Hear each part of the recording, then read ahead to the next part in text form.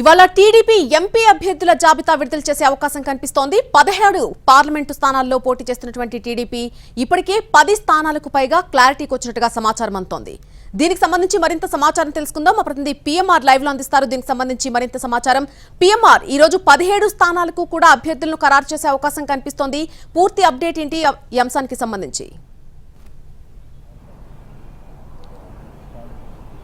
నల్లి మనకు అందుతున్న సమాచారం మేరకైతే 10 నుంచి 15 స్థానాల వరకు పార్లమెంట్ అభ్యర్థుల జాబితాను విడుదల చేసే అవకాశం ఇవాళ రాత్రికి కానీ లేకపోతే రేపు ఉదయానికి కానీ విడుదల చేసే అవకాశం ఉన్నట్లుగా మనకి పార్టీ వర్గాల నుంచి అందుతున్న సమాచారం మేరకు తెలుస్తుంది. ఇప్పటికే మనకు అందుతున్న సమాచారం మేరకు పార్టీలో జరుగుతున్న పరిణామాలు కావచ్చు, చర్చ కావచ్చు, దాదాపు ఒక 10 స్థానాలకైతే క్లియర్ కట్ గా తెలుగుదేశం పార్టీ అధినాయకత్వం ఎంపీ స్థానాలకు సంబంధించిన క్లారిటీకి వచ్చేసింది. వీటిల్లో కొన్ని స్థానాల విషయానికి వచ్చేసరికి ఎక్కడైతే శ్రీకాకుళం రామ్మోహన్ నాయుడు, విశాఖ భరత్, అలాగే అమలాపురం గంటి హరీష్, విజయవాడ కేశినేని చిన్ని, అలాగే గుంటూరు పెమ్మసాని చంద్రశేఖర్, నరసరావుపేట లావు శ్రీకృష్ణదేవరాయలు, ఒంగోలు మాగుంట రాఘవరెడ్డి, నెల్లూరు వేమిరెడ్డి ప్రభాకర్ రెడ్డి, నంద్యాల బైరెడ్డి శబరి, చిత్తూరు దగ్గుమల ప్రసాద్ ఈ నియోజకవర్గాలకు సంబంధించి పార్లమెంట్ సెగ్మెంట్లకు సంబంధించిన అభ్యర్థుల పేర్ల విషయంలో పార్టీ అధినాయకత్వం దాదాపు ఒక అభిప్రాయానికి వచ్చేసింది, ఖరారైనట్లుగా తెలుస్తుంది. మిగతా 7 నియోజకవర్గాలకు సంబంధించిన వ్యవహారం మీద కొంత ఫీడ్బ్యాక్ తీసుకుంటున్న పరిస్థితులు కనిపిస్తున్నాయి. సో ఈ క్రమంలో మిగిలిన సెగ్మెంట్ల విషయానికి వచ్చేసరికి టీడీపీ పోటీ చేసే మిగిలిన 7 సెగ్మెంట్ల విషయానికి వచ్చేసరికి బాపట్ల, ఏలూరు, రాజంపేట, అనంతపురం, హిందూపురం, కర్నూలు, కడప. సో ఈ 7 సెగ్మెంట్లకు సంబంధించి ఎవరెవరిని అభ్యర్థులు నిలపాలన్న వ్యవహారానికి సంబంధించి కొంత క్లారిటీ టీడీపీ అధినాయకత్వం దగ్గర కొంత క్లారిటీ ఉన్నప్పటికీ మరింత ఫీడ్బ్యాక్ తీసుకునే దిశగా తుది కసరత్ అనేది జరుగుతున్నట్లుగా మనకి పార్టీ వర్గాల నుంచి వస్తున్న సమాచారం మేరకు తెలుస్తుంది. మరొకటి బీజేపీకి సంబంధించిన ఎంపీ అభ్యర్థుల జాబితా. బీజేపీ మొత్తం 6 ఎంపీ స్థానాల్లో పోటీ చేయబోతోంది. సో ఈ 6 బీజేపీకి సంబంధించిన 6 లోక్సభ స్థానాలకు సంబంధించిన అభ్యర్థులు, వాటికి సంబంధించిన వ్యవహారం మీద కూడా బీజేపీ అధినాయకత్వం ఇవాళ సౌత్ ఇండియాకి సంబంధించిన రాష్ట్రాలు ఏదైతే ఉన్నాయో ఆ రాష్ట్రాలకు సంబంధించిన బీజేపీ నేతలతో ఒక సమావేశాన్ని ఏర్పాటు చేసుకుంది, కీలకమైన నేతలతో.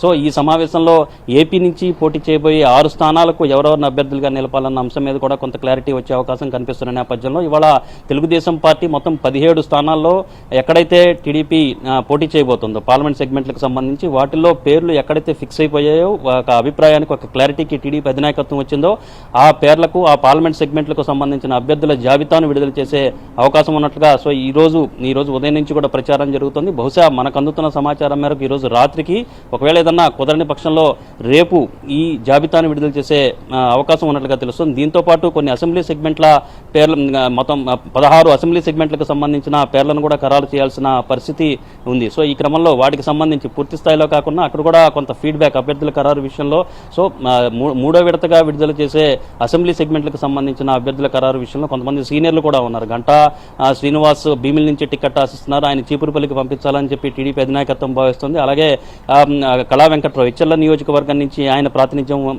వహించి మళ్ళీ అసెంబ్లీకి రావాలని భావిస్తున్నారు. కానీ అక్కడ కాకుండా ఆయన చీపురుపల్లి నుంచి పోటీ చేస్తే ఎలా అన్న ఒక ప్రతిపాదన కూడా టీడీపీ ఫీల్డ్ నుంచి కొంత ఫీడ్బ్యాక్ తీసుకుంటున్న పరిస్థితి ఉంది. సో ఈ క్రమంలో ఈ అసెంబ్లీ సెగ్మెంట్లకు సంబంధించిన వ్యవహారం మీద కూడా కొంత క్లారిటీ వస్తే బహుశా ఒక 5-6 సెగ్మెంట్లకు సంబంధించిన జాబితా కూడా విడుదల చేసే అవకాశం ఉన్నట్టుగా తెలుస్తుంది. ఏదేమైనా ముందుగా ఎంపీ సీట్లకు సంబంధించిన వ్యవహారం మీద మాత్రం 10 నుంచి 15 స్థానాల మధ్యలో ఈ ఎంపీ సెగ్మెంట్లకు సంబంధించిన అభ్యర్థుల జాబితాను విడుదల చేసే అవకాశం ఉంది. అది కూడా ఇంకా తుది కసరత్తు జరుగుతున్న నేపథ్యంలో ఈ రోజు రాత్రికి లేదా రేపు ఈ జాబితా విడుదల చేసే అవకాశం కనిపిస్తోంది.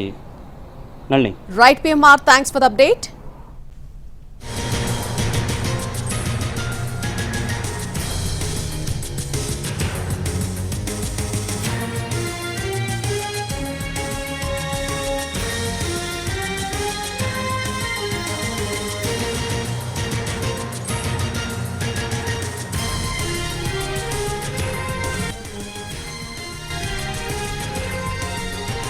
ఇడుపులపాయ నుంచి ఉత్తరాంధ్ర వరకు జగన్ బస్సు యాత్రకు సిద్ధమవుతున్నారు. ఈ నెల 27 నుంచి టూర్ షురూ అవబోతోంది. నోటిఫికేషన్ వచ్చే వరకు కూడా యాత్ర కంటిన్యూ అవుతుంది. నోటిఫికేషన్ వచ్చిన తర్వాత ఎన్నికల ప్రచార సభలుంటాయని పార్టీ చెబుతోంది. 27న ఉదయం ఇడుపులపాయ వైఎస్ ఘాట్ వద్ద నివాళులర్పిస్తారు జగన్. ప్రొద్దుటూరులో మేమంతా సిద్ధం తొలి బహిరంగ సభ ఉండబోతోంది. ప్రతిరోజు ఉదయం 10 గంటల తర్వాత జనంతో జగన్ ఇంటరాక్షన్ ఉంటుంది. అలాగే ఆ సమయంలో ప్రజల సూచనలు, సలహాలు స్వీకరిస్తారు. పార్టీ నేతలు, కార్యకర్తలతో జగన్ సమావేశమవుతారు. ఈ నెల 28న అల్లగడ్డ లేదా నంద్యాలలో సభ ఉంటుంది. ఈ నెల 30న కర్నూలు పార్లమెంటు పరిధిలోని ఎమ్మిగనూరులో మరొక సభ కూడా ఉండబోతోంది.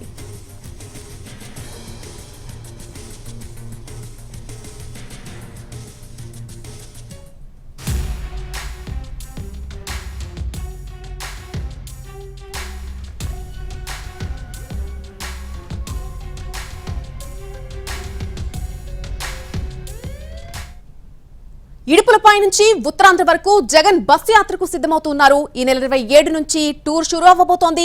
నోటిఫికేషన్ వచ్చేంత వరకు కూడా యాత్ర కంటిన్యూ అవుతుంది. నోటిఫికేషన్ వచ్చిన తర్వాత ఎన్నికల ప్రచార సభలుంటాయని పార్టీ చెబుతోంది ఇప్పటికే. అయితే 27న ఉదయం ఇడుపులపాయ వైఎస్ ఘాట్ వద్ద నివాళులర్పిస్తారు. మొదటిగా జగన్ ప్రొద్దుటూరులో మేమంతా సిద్ధం తొలి బహిరంగ సభ ఉండబోతోంది. అలాగే ప్రతిరోజు ఉదయం కూడా 10 గంటల తర్వాత జనంతో మమేకమవుతారు. ఇంటరాక్షన్ కార్యక్రమం ఉండబోతోంది జనంతో. ఆ సమయంలో ప్రజల సూచనలు సలహాలు స్వీకరిస్తారు. ఇక పార్టీ నేతలు కార్యకర్తలతో కూడా జగన్ సమావేశాలు ఉండబోతున్నాయి. ఈ నెల 28న అళ్లగడ్డ లేదా నంద్యాలలో సభ ఉండబోతోంది. ఈ నెల 30న కర్నూలు పార్లమెంటు పరిధిలోని ఎమ్మిగనూరులో మరొక సభ ఉంటుంది.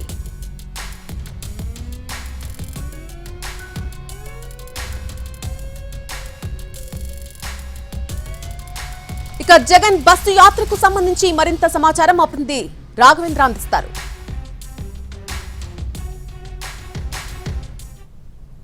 కాంగ్రెస్ పార్టీ అధినేత వైఎస్ జగన్మోహన్ రెడ్డి బస్సు యాత్రకు సిద్ధమయ్యారు. ఇప్పటికే వైఎస్ఆర్ కాంగ్రెస్ పార్టీ 4 సిద్ధం సభలు నిర్వహించింది. పార్టీ క్యాడర్ను అసెంబ్లీ ఎన్నికలకు సమాయత్తం చేసింది. ఇక మరో దశలో భాగంగా ఈసారి మేమంతా సిద్ధం పేరుతో జగన్మోహన్ రెడ్డి ఎన్నికల ప్రచారాన్ని మొదలుపెట్టబోతున్నారు. ఈ నెల 27న ఇడుపులపాయలో ముందుగా వైఎస్ఆర్ ఘాట్ చేరుకుంటారు. అక్కడ ఆయన నివాళులు అర్పించిన తర్వాత అక్కడి నుంచి కడప మీదుగా పులివెందుల మీదుగా పొద్దుటూరు చేరుకుంటారు. అక్కడ సాయంత్రం జరిగే బహిరంగ సభలో కూడా పాల్గొంటారు. దీనికి సంబంధించి వైఎస్ఆర్ కాంగ్రెస్ పార్టీ ఏర్పాట్లు కూడా చేస్తుంది. ప్రతిరోజు కూడా ఉదయం పార్లమెంటు నియోజకవర్గ పరిధిలో ఒక నియోజకవర్గంలో వివిధ వర్గాలతో పార్టీ క్యాడర్తో వైఎస్ జగన్మోహన్ రెడ్డి సమావేశమవుతారు. వారి నుంచి ఫీడ్బ్యాక్ తీసుకుంటారు. అంటే 4.5 ఏళ్లుగా వైఎస్ఆర్ కాంగ్రెస్ ప్రభుత్వం చేసిన అభివృద్ధి సంక్షేమ కార్యక్రమాలకు సంబంధించి వివిధ వర్గాల నుంచి ఫీడ్బ్యాక్ తీసుకుంటారు. అదే సమయంలో మళ్లీ వైఎస్ఆర్ కాంగ్రెస్ కు ప్రజలు కనుక పట్టం కడితే ఏం చేస్తారన్న అంశానికి సంబంధించి విజన్ కూడా ఆ సమావేశంలో వైఎస్ జగన్ మోహన్ రెడ్డి చెప్తారని కూడా పార్టీ వర్గాలు అంటున్నాయి. మొత్తం మీద మాత్రం అదే రోజు సాయంత్రం పార్లమెంటు పరిధిలోని ఒక అసెంబ్లీ నియోజకవర్గ కేంద్రంలో భారీ బహిరంగ సభ ఉంటుందని కూడా పార్టీ వర్గాలు చెప్తున్నాయి. దానికి సంబంధించి ఇప్పటికే ఏర్పాటు అయ్యేది. అయితే 27న మాత్రం పొద్దుటూరు నియోజకవర్గ కేంద్రంలో అంటే కడప పార్లమెంట్లోని పొద్దుటూరు అసెంబ్లీ నియోజకవర్గ కేంద్రంలో బహిరంగ సభ ఏర్పాటు చేస్తున్నారు. ఆ తర్వాత నంద్యాల, కర్నూలు పార్లమెంట్ నియోజకవర్గాలు కూడా వైఎస్ జగన్ బస్సు యాత్ర ఉండబోతుంది. ప్రధానంగా వివిధ వర్గాల నుంచి ఫీడ్బ్యాక్ తీసుకునేందుకు జగన్మోహన్ రెడ్డి ఈ యాత్రలో ఫోకస్ పెట్టబోతున్నారు. ఉదయం అంతా కూడా వివిధ వర్గాలకు సంబంధించిన ఇన్ఫ్లుయెన్సర్స్ ఆ కాన్స్టిట్యున్సీలో ఉన్న వాళ్ళందరితో కూడా భేటీ అవుతారు. వారి నుంచి ఫీడ్బ్యాక్ తీసుకుంటారు. ఆ తర్వాత రానున్న రోజుల్లో ఏం చేస్తారన్న అంశానికి సంబంధించి కూడా జగన్మోహన్ రెడ్డి వివరిస్తారు. ఆ తర్వాత పార్టీకి సంబంధించిన క్యాడర్తో కూడా ఇంటరాక్ట్ అవుతారు. పార్టీ నేతలు, కార్యకర్తలతో ఆ నియోజకవర్గ పరిధిలో ఉన్న అంశాలకు సంబంధించి చర్చిస్తారు, అభిప్రాయాలు తీసుకుంటారు, సూచనలు, సలహాలు కూడా అంటే వచ్చే అసెంబ్లీ ఎన్నికలకు సంబంధించి, సార్వత్రిక ఎన్నికలకు సంబంధించి కూడా సలహాలు, సూచనలు కూడా ఇవ్వనున్నారు. మొత్తం మీద ఇప్పటికే 3 రోజులకు సంబంధించిన షెడ్యూల్ను వైఎస్ఆర్ కాంగ్రెస్ పార్టీ ప్రకటించింది. దాదాపు మార్చి 27 నుంచి మొదలై ఏప్రిల్ 18 వరకు టెంటేటివ్గా వైఎస్ జగన్మోహన్ రెడ్డి బస్ యాత్ర కొనసాగే అవకాశం ఉంది. ప్రతిరోజు కూడా వితౌట్ బ్రేక్ ఇన్ని రోజులు కూడా మొత్తం జగన్మోహన్ రెడ్డి ప్రజల్లో ఉంటారు. ఎప్పటికప్పుడు ఈ బస్సు యాత్ర ద్వారా పార్టీ క్యాడర్ను ఒకవైపు సమాయత్తం చేసుకుని వివిధ వర్గాల నుంచి అభిప్రాయాలు తీసుకునేందుకు జగన్మోహన్ రెడ్డి ప్రయత్నిస్తారని చెప్తూ ఆ తర్వాత ఎప్పటిలాగే ముందుగా షెడ్యూల్ చేసుకున్నట్టుగా వివిధ అసెంబ్లీ నియోజకవర్గాల్లో వైఎస్ జగన్మోహన్ రెడ్డి ఎన్నికల ప్రచారాన్ని ప్రారంభిస్తారు. ప్రతిరోజు కూడా రోడ్ షోలు, బహిరంగ సభల్లో పాల్గొంటారు. దాదాపు 100కు పైగా అసెంబ్లీ నియోజకవర్గాల్లో వైఎస్ జగన్మోహన్ రెడ్డి ఎన్నికల ప్రచారం నిర్వహించేందుకు ఇప్పటికే వైసీపీ ప్లాన్ చేస్తుంది. మొత్తం మీద బస్సు యాత్ర ద్వారా వివిధ వర్గాలతో ఇంటరాక్ట్ కావడం, వారి నుంచి ఫీడ్బ్యాక్ తీసుకోవడం, ఇప్పటివరకు చేసిన కార్యక్రమాలను వారి దృష్టికి తీసుకెళ్లి రానున్న రోజుల్లో ఏం చేస్తే బాగుంటుంది, ఏం చేసే ఆలోచన ఉందన్న అంశానికి సంబంధించి జగన్మోహన్ రెడ్డి పూర్తి స్థాయిలో క్లారిటీ ఇచ్చే అవకాశం కనిపిస్తుంది. కేవలం కోటితో కలిసి రాఘవేంద్ర, ఎన్టీవీ, అమరావతి. మరోసారి అధికారంలోకి రావడమే లక్ష్యంగా ముఖ్యమంత్రి జగన్ ఈ నెల 27 నుంచి ప్రచార భేరీ మోగించబోతున్నారు. మొదట ఇడుపులపాయలోని వైఎస్ఆర్ ఘాట్ వద్ద నివాళులర్పిస్తారు. అనంతరం ఎన్నికల సంగ్రామానికి మేమంతా సిద్ధం పేరుతో బస్సు యాత్రకు శ్రీకారం చుట్టబోతున్నారు. పులివెందుల, కమలాపురం నియోజకవర్గాల మీదుగా ప్రొద్దుటూరుకు బస్సు యాత్ర చేస్తారు. ప్రొద్దుటూరులోని తొలి బహిరంగ సభ కూడా నిర్వహించబోతున్నారు. ఇక ఇడుపులపాయ నుంచి ఇచ్చాపురం వరకు కూడా దాదాపు 21 రోజుల పాటు బస్సు యాత్ర కొనసాగనుంది. పార్టీ శ్రేణులను ఎన్నికలకు సన్నద్ధం చేయడానికి సిద్ధం సభలు నిర్వహించిన 4 జిల్లాలు మినహా మిగతా జిల్లాల్లో బస్సు యాత్ర జరగబోతోంది. ప్రతిరోజు ఒక పార్లమెంట్ నియోజకవర్గం పరిధిలో బస్సు యాత్ర కొనసాగనుంది. ఈ యాత్రలో ఉదయం పూట వివిధ వర్గాలు ప్రజలతో సీఎం జగన్ సమావేశమవుతారు. వారి సలహాలు సూచనలు స్వీకరిస్తారు. ఇక సాయంత్రం పార్లమెంట్ నియోజకవర్గంలో బహిరంగ సభ నిర్వహిస్తారు.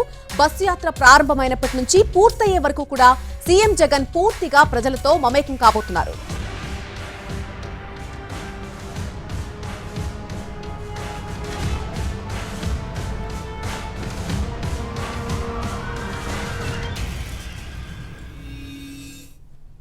మరోసారి అధికారంలోకి రావడమే లక్ష్యంగా ముఖ్యమంత్రి జగన్ ఈ నెల 27 నుంచి ప్రచార భేరీ మోగించబోతున్నారు.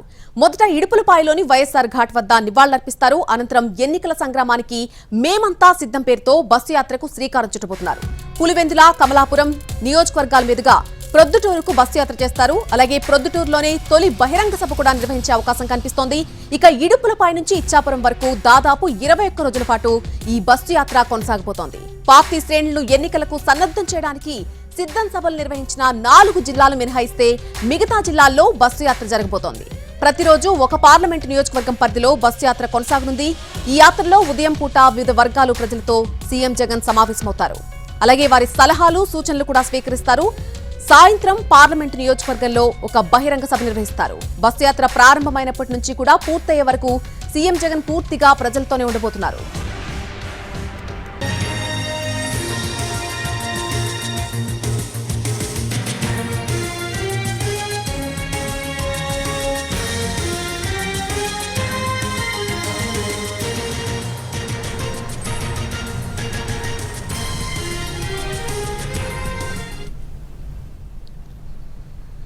పిఠాపురంలో పవన్ కళ్యాణ్ పోటీ చేయబోతూ ఉండటంతో వైసీపీ ఆ సెగ్మెంట్ పై స్పెషల్ ఫోకస్ పెట్టింది. ఆ నియోజకవర్గంలో బీసీ, ఎస్సీ ఓట్లు తమ వైపు తిప్పుకోవడానికి సోషల్ ఇంజనీరింగ్ స్ట్రాటజీతో ముందుకు పోతోంది.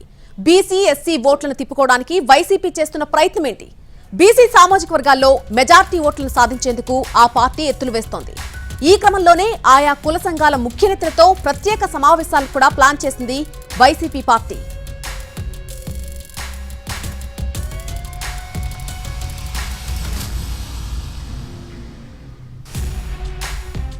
పిఠాపురంలో పవన్ కళ్యాణ్ పోటీ చేయబోతూ ఉండడంతో వైసీపీ ఆ సెగ్మెంట్ పై కొంతవరకు కూడా స్పెషల్ ఫోకస్ పెడుతోంది.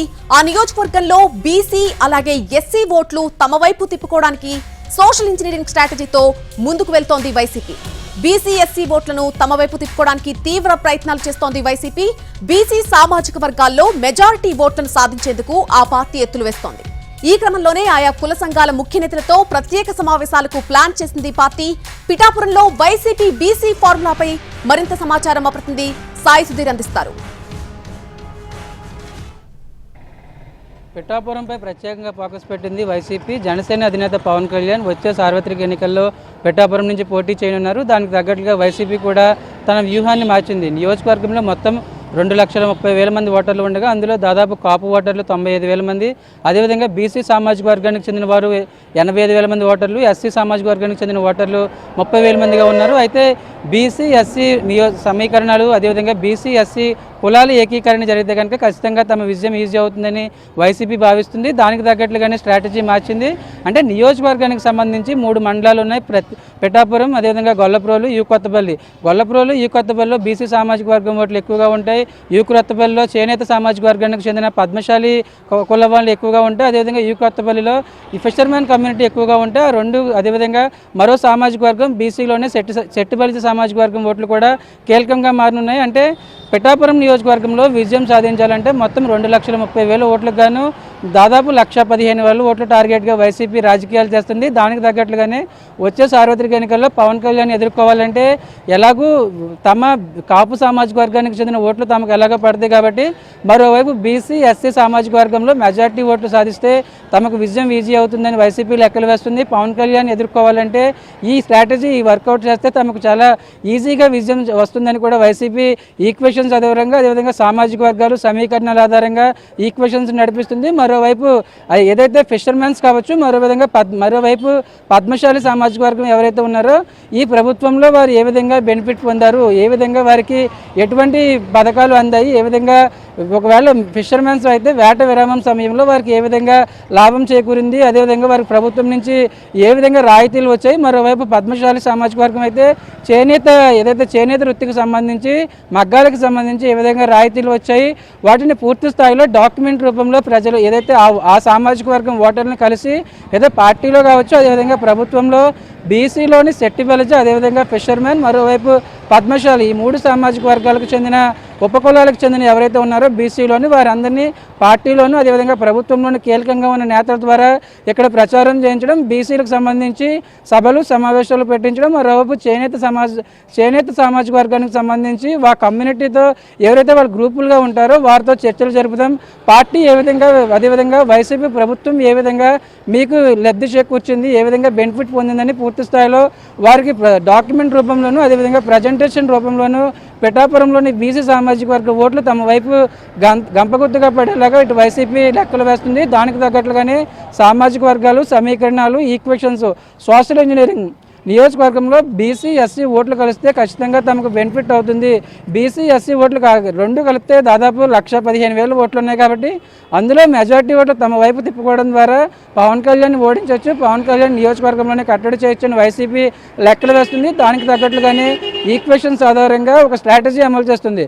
ఎందుకంటే డైరెక్ట్గా బెనిఫిట్ పొందిన వారు ఎవరెవరు ఉన్నారు, బీసీ సామాజిక వర్గానికి చెంది ఫిషర్మెన్స్ కావచ్చు, సెట్టిబెల్జ్ కావచ్చు, అదేవిధంగా పద్మశాలి, ఈ 3 ఉపకులాలకు చెందిన వారు డైరెక్ట్గా బెనిఫిట్ పొందిన వారు ఎవరున్నారు, వారికి మళ్ళీ ప్రభుత్వం వస్తే ఎటువంటి రాయితీలు వస్తాయని కూడా పూర్తి స్థాయిలో ఎక్స్ప్లెయిన్ చేయడానికి ఇటు నియోజకవర్గంపై పట్టు పెంచుకోవడానికి వైసీపీ వ్యూహాత్మకంగా వ్యవహరిస్తుంది. మరోవైపు నిన్న మంత్రి దాడిశెట్టి రాజా ఫిషర్మెన్ కమ్యూనిటీకి చెందిన ముఖ్య నేతలు అదేవిధంగా ఆ సామాజిక వర్గంలో గత ప్రభుత్వంలో లబ్ధి పొందిన వారితో ప్రత్యేకంగా సమావేశం అయ్యారు. మళ్ళీ ప్రభుత్వం వస్తే ఎటువంటి బెనిఫిట్ వస్తాయని కూడా పూర్తి స్థాయిలో వారితో డిస్కస్ చేశారు.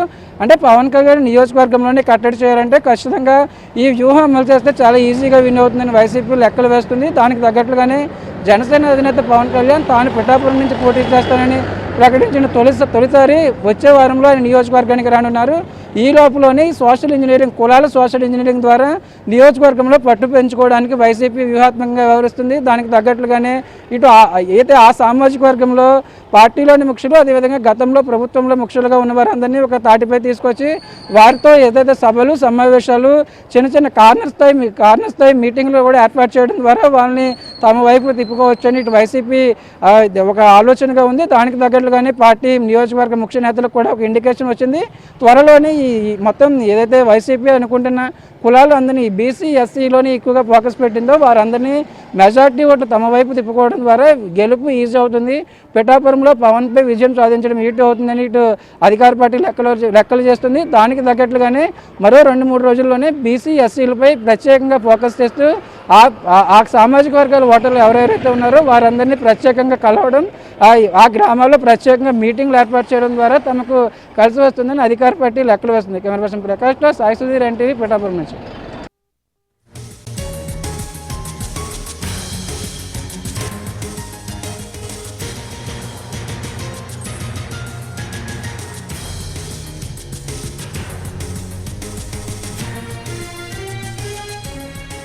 టీడీపీలో పెనమలూరు సీటుపై పంచాయతీ కొనసాగుతోంది. ఇక్కడ పోటీ చేసే అభ్యర్థులుగా కొత్త పేర్లు తెర మీదకొచ్చాయి.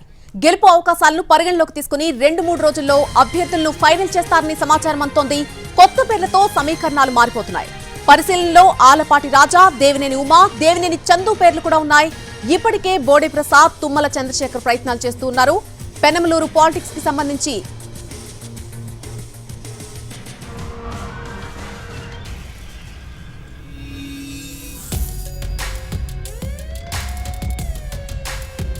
టీడీపీలో పెనమలూరు సీటుపై పంచాయతీ కొనసాగుతోంది. ఇక్కడ పోటీ చేసే అభ్యర్థులుగా కొత్త పేర్లు ప్రస్తుతం తెర మీదకొచ్చాయి. గెలుపు అవకాశాలను పరిగణలోకి తీసుకుని 2-3 రోజుల్లోనే అభ్యర్థులను ఫైనల్ చేస్తారని సమాచారం. కొత్త పేర్లతో సమీకరణాలు మొత్తం మారుతున్నాయి. పరిశీలనలో ఆలపాటి రాజా, దేవినేని ఉమా, దేవినేని చందు పేర్లు గట్టిగా ఉన్నాయి. అలాగే ఇప్పటికే బోడే ప్రసాద్, తుమ్మల చంద్రశేఖర్ కూడా ప్రయత్నాలు చేస్తూనే ఉన్నారు. పెనమలూరు పాలిటిక్స్ కు సంబంధించి మరిన్ని అప్డేట్స్ మా ప్రతినిధి శ్రీకాంత్ అందిస్తారు. టీడీపీ అధిష్టానానికి సవాల్గా మారినటువంటి పెనమలూరు సీట్లో అభ్యర్థిని ఫైనల్ చేయడం మీద అయితే అధిష్టానం ఫోకస్ పెట్టినట్టుగా తెలుస్తుంది. ఈ నేపథ్యంలో కొత్త పేర్లు తాజాగా తెర మీదకు వచ్చిన పరిస్థితి. ఈ నేపథ్యంలో సామాజిక సమీకరణాల నేపథ్యంలోనే కొత్త ఈక్వేషన్స్ కూడా తెర మీదకు వచ్చినట్టుగా అయితే మనకి తెలుస్తూ ఉంది. ఇప్పటి వరకు కూడా ఇన్ఛార్జిగా ఉన్నటువంటి మాజీ ఎమ్మెల్యే బోడే ప్రసాద్తో పాటుగా ఇటీవలే ఎమ్మెల్యే పార్థసారథితో పాటు పార్టీలో చేరిన తుమ్మల చంద్రశేఖర్ కూడా ఈ పార్టీకి సంబంధించిన టికెట్ కోసం పూర్తి స్థాయిలో ప్రయత్నాలు చేస్తున్నప్పటికీ కూడా ఇటీవలే బోడే ప్రసాద్కి టికెట్ లేదు అనే విషయాన్ని అధిష్టాన పెద్దలు కూడా స్పష్టం చేయడంతో ఆయన ఇండిపెండెంట్గా పోటీ చేయడానికి కూడా ప్రస్తుతం మొత్తం రంగం సిద్ధం చేసుకుంటున్న పరిస్థితి. ఈ నేపథ్యంలోనే మాజీ మంత్రులుగా ఉన్నటువంటి దేవినేని ఉమ, అదేవిధంగా గుంటూరు జిల్లాలో మాజీ మంత్రిగా ఉన్నటువంటి ఆలపాటి రాజా ఇద్దరి పేర్లు కూడా ప్రస్తుతం కొత్తగా తెర మీదకి వచ్చాయి. వీళ్ళతో పాటుగా కూడా దేవినేని ఫ్యామిలీకే చెందినటువంటి దేవినేని చందు పేరు కూడా ప్రస్తుతం కొత్తగా తెర మీదకు వచ్చిన పరిస్థితి కూడా ఉంది. తెనాలిలో సీటు పొత్తులో భాగంగా జనసేనకు కేటాయించిన నేపథ్యంలో ప్రస్తుతం ఆలపాటి రాజాకి అక్కడ సీటు లేకుండా పోయిన నేపథ్యంలో ఆయన పేరును ఇక్కడ పరిశీలిస్తున్నట్టుగా అయితే తెలుస్తోంది. ఇక మైలవరం సీటుకు సంబంధించి వైసీపీ ఎమ్మెల్యే వసంత కృష్ణప్రసాద్కి టీడీపీ అధిష్టానం టికెట్ని ఖరారు చేసిన నేపథ్యంలో ఉమాకి సంబంధించిన టికెట్ కూడా అక్కడ గల్లంతైన నేపథ్యంలో ఆయన పేరును కూడా తాజాగా ఇక్కడ పెనమలూరు సీట్ నుండి అయితే పరిశీలిస్తున్న పరిస్థితి అయితే మనకి కనబడతా ఉంది. దీంతో పాటుగా గత కొన్నేళ్లుగా టీడీపీకి సంబంధించి 10 ఏళ్ళుగా కూడా క్రియాశీలకంగా పనిచేస్తున్నటువంటి దేవినేని చందుకి సంబంధించి కూడా పేరు ప్రస్తుతం తెర మీద కూడా వచ్చింది. గతంలో దేవినేని చందు ఫ్యామిలీ గన్నవరం అసెంబ్లీ సీట్ను కూడా ఆశించినప్పటికీ కూడా ఆ సీట్ని యార్లగడ్డ వెంకట్రావుకి కేటాయించిన నేపథ్యంలో ప్రస్తుతం పెనమలూరు సీట్లో దేవినేని చందు పేరును కూడా పరిశీలిస్తున్నట్టుగైతే తెలుస్తోంది. దేవినేని అవినాష్ కజిన్ బ్రదరే దేవినేని చందు. ఈ గతంలో కూడా వీళ్ళ ఫ్యామిలీస్ మధ్య కూడా టీడీపీలో చేరిన సందర్భంలో కొంత డిఫరెన్సియేషన్ వచ్చినప్పటికీ కూడా ఆయన మాత్రం టీడీపీలోనే ప్రస్తుతం కొనసాగుతున్న పరిస్థితి అయితే ఉన్న నేపథ్యంలో దేవినేని చందు పేరును కూడా అధిష్టానం పరిశీలిస్తున్నట్టుగైతే మనకి తెలుస్తుంది. దీంతోపాటు లోకల్గా న్యాయవాదిగా ఉండి పార్టీలో క్రియాశీలకంగా పనిచేసినటువంటి గొట్టిపాటి రామకృష్ణ పేరు కూడా ప్రస్తుతం పార్టీ పరిశీలిస్తున్నట్టుగైతే మనకి తెలుస్తుంది. తాజాగా ఈ కొత్త పేర్లన్నీ తెర మీదకి రావడంతో ఎవరిని అభ్యర్థిగా ఫైనల్ చేస్తారనేది ఇప్పుడైతే చర్చగా మారింది. కమ్మ సామాజిక వర్గం, అదేవిధంగా మైనారిటీ సామాజిక వర్గం, ఈ 2 వర్గాల్లో ఒకరికి ఖచ్చితంగా టికెట్ ఇవ్వటం అనేది అధిష్టానం ఆలోచనగా ఉన్న నేపథ్యంలో కమ్మ సామాజిక వర్గం నుంచి తీవ్రమైన పోటీ ఉంది. ఎక్కువ మంది అభ్యర్థులు అయితే సామాజిక వర్గానికి చెందిన వాళ్ళు పెనమలూరు టీడీపీ టికెట్ను ఆశిస్తున్న నేపథ్యంలో పూర్తి స్థాయిలో గెలుపు గుర్రం ఎవరైతే ఉంటారో, గెలిచే అవకాశాలు ఎక్కువ ఎవరికి ఉందో వాళ్ళకి ఈ టికెట్ని ఇచ్చే అంశం మీద అయితే టీడీపీ అధిష్టానం కసరత్తులు చేస్తున్నట్టుగైతే మనకు తెలుస్తుంది. ఇప్పటికే వైసీపీ అధిష్టానం మంత్రిగా ఉన్నటువంటి జోగి రమేష్ని పెనమలూరు సీటుకి అభ్యర్థిగా ఫైనల్ చేసిన నేపథ్యంలో అక్కడ జోగి రమేష్ని ఓడించడం కూడా టీడీపీకి ప్రతిష్టాత్మకంగా తీసుకున్న నేపథ్యంలో ఖచ్చితంగా అభ్యర్థిని 2 లేదా 3 రోజుల్లో ఫైనల్ చేయడం మీద అధిష్టానం ఫోకస్ పెట్టినట్టుగైతే తెలుస్తోంది. ఈ టికెట్ ఎవరికైతే ఫైనల్ చేస్తారో వాళ్ళే అక్కడ బోడే ప్రసాద్ను కూడా బుజ్జగించడానికి వాళ్ళు ప్రయత్నాలు చేయడంతో పాటు అధిష్టానం కూడా ప్రకటనకు ముందే బోడే ప్రసాద్ను బుజ్జగించే పనుల మీద ఫోకస్ పెట్టినట్టుగా తెలుస్తోంది. దీంతోపాటు మైలవరం సీట్ను కూడా ఖరారు చేస్తూ వసంత కృష్ణప్రసాద్ పేరును కూడా అనౌన్స్ చేసే ఆలోచనలో 2 సీట్లు అటు మైలవరం ఇటు పెనమలూరు సీట్ల మీద అయితే ఫోకస్ పెట్టినట్టుగా మనకి తెలుస్తోంది. కెమెరా పర్సన్ లక్ష్మణ్తో శ్రీకాంత్, ఎన్టీవీ, విజయవాడ నుంచి.